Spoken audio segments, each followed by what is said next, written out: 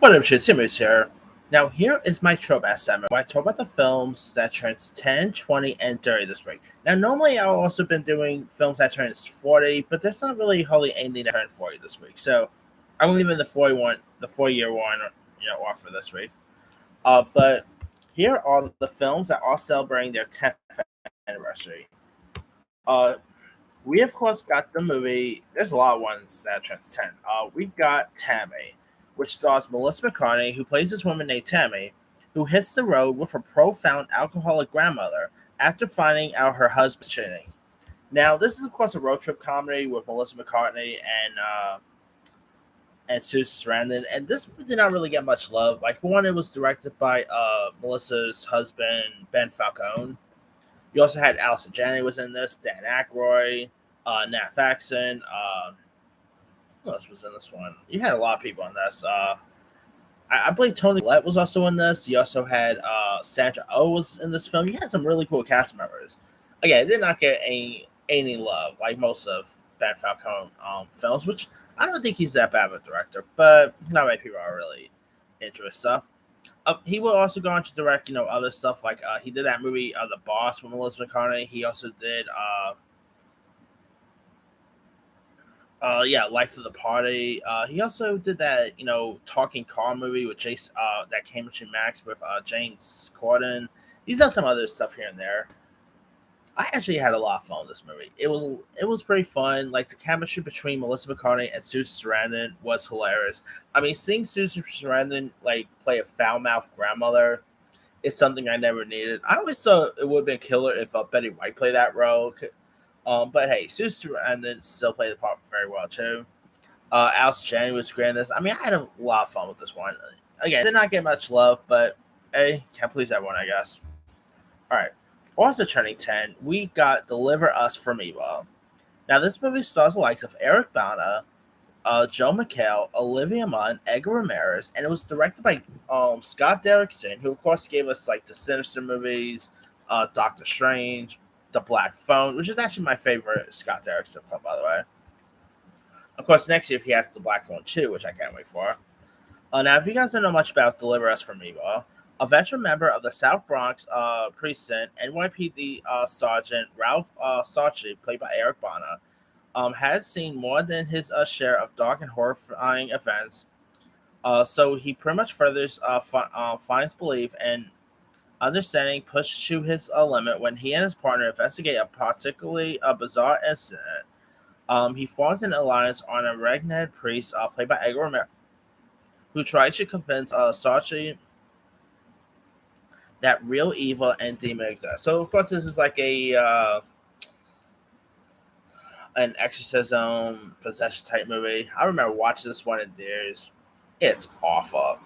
To be honest, it's probably the worst Scott Derrickson film in my opinion. I'm not really too big with the Sinister movies, but I would probably the first one that is. He didn't do second one. But I will probably go and rewatch the first Sinister before I rewatch this. Like yeah, I was never all that scared by this one. It was definitely so generic, so terrible.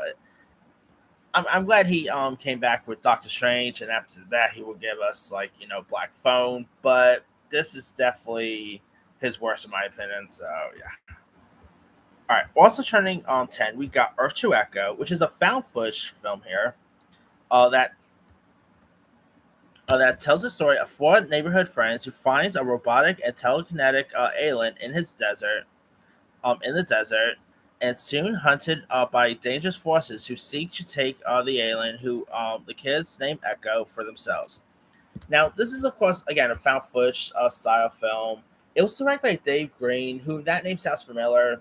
He would go on to direct this, not the first film, but this sequel to Teenage Mutant Ninja Turtles, Out of the Shadows.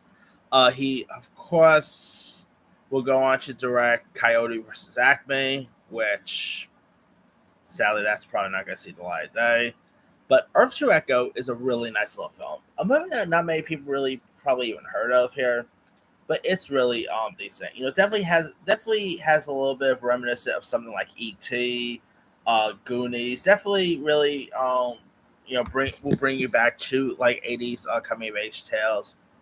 The effects wasn't bad. I mean, This movie sadly was a massive flop. It didn't really do too well, but I actually thought it was a really nice little film. If you guys haven't really seen it, definitely give this one a go. Definitely one of the better like found footage movies in the past number of years. All right. Other films turning 10, we got the Nick Cannon movie called School Dance, where a high school freshman wants to be a part of the most popular dance clique at his school, but he tends to freeze in the spotlight and has no clue on how he's going to pass the intonation. Now, this stars Bobby J. Thompson, who you might remember from.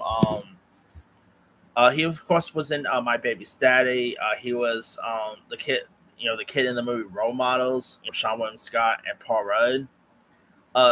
It is crazy to believe that's the same kid. By the way, I remember seeing this. I'm like, is that literally the same kid from Role Models? I still remember him from Jet X Kids. Who remember Jet X Kids people back in the days? Now, School Dance, of course, again, directed by Nick Cannon, and he actually has a part in this, and you would not even recognize him because Nick Cannon has like a fat stew in this. I did not even realize that was Nick Cannon at first.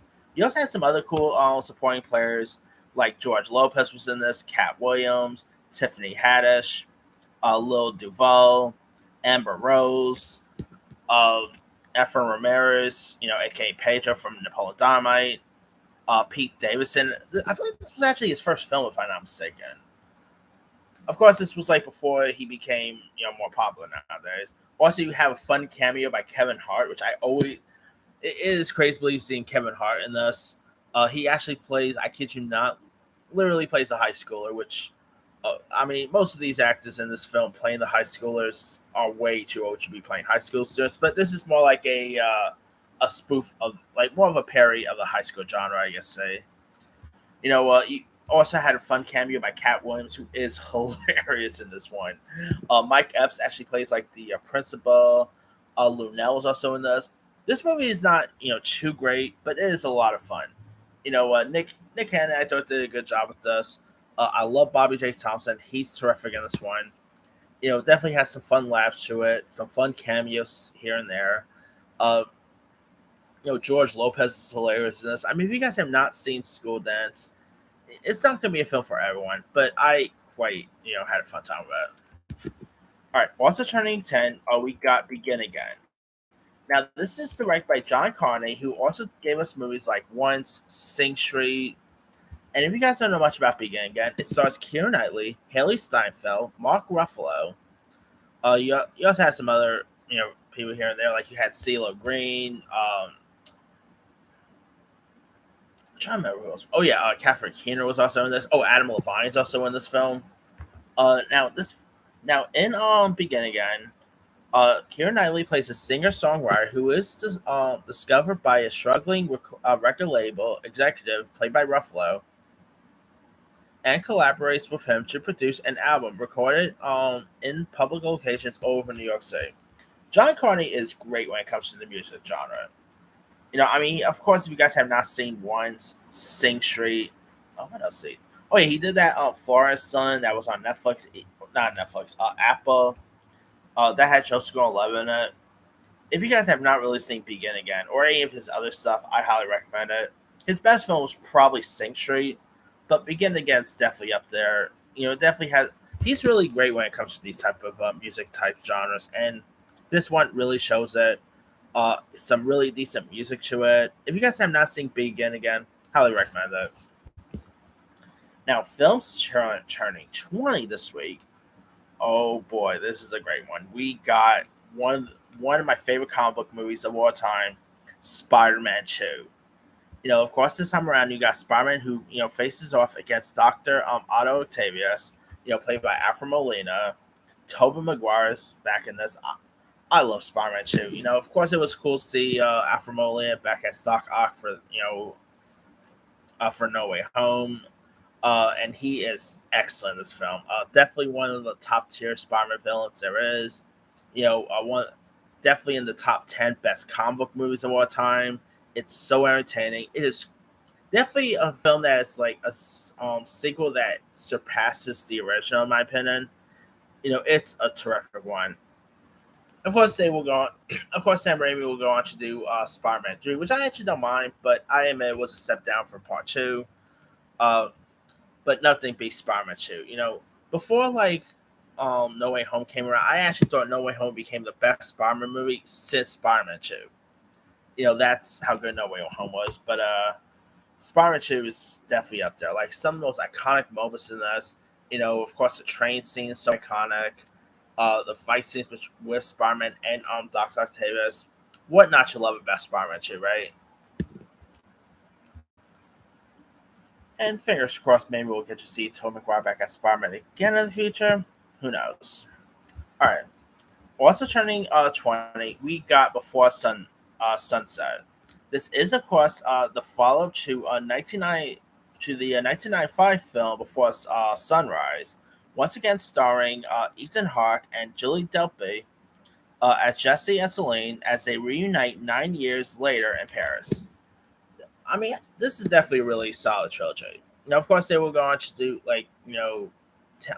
around 10 years, or after that, they will go on to do another Sunrise film, which was of course Before Midnight.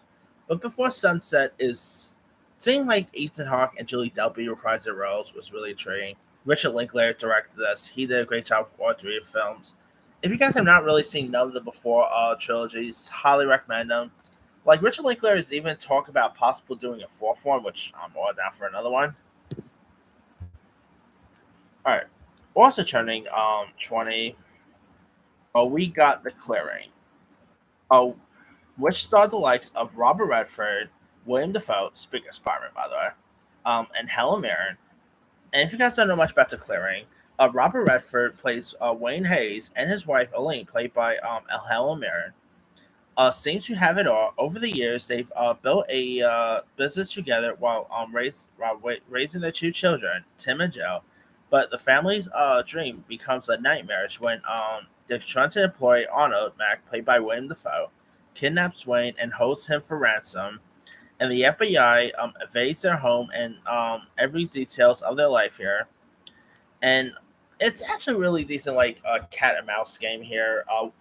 Like you got like pretty much three living legends: Robert Redford, Helen Mirren, and William Dafoe.